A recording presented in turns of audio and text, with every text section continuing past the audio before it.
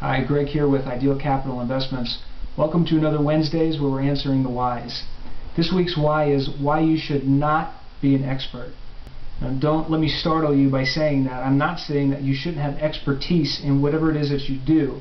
What I am saying is that you should not be arrogant and be closed off to new ideas, because what happens a lot of times is when you get the label of expert, you begin to think that you know it all and there's nothing new that can be introduced to you, and that's a dangerous place to be. The simple fact is you never know when a great idea is going to come to you, and especially from where. Let me highlight that point by reading to you this article from Business Week, November of 2009, about Subway. Undoubtedly you're familiar with the $5 footlong. Well, what you may not know is that sales generated from Subway's $5 footlong was over $3.8 billion. It says in this article that this idea put the privately held company among the top 10 fast food chain restaurants in the United States for the year ended in August of 2009, according to NPD Group. Here's the lesson in this, and the intriguing part about this is that this whole idea was not crafted by the sales team or the marketing gurus at Subway Corporate. It came from a single franchisee in Miami, Florida. His name is Stuart Frankel.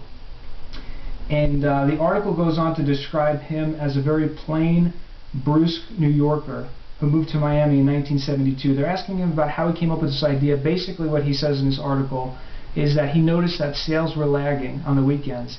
And he simply says, get this, it's as simple as it gets. He says, I like round numbers.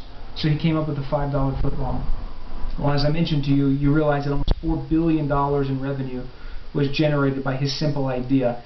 And what's key about this is that he was a very unlikely source. So when he presented this idea to the experts at Subway, they could have very easily shut him down. But because they were open-minded, they reaped a huge harvest from that idea that he had.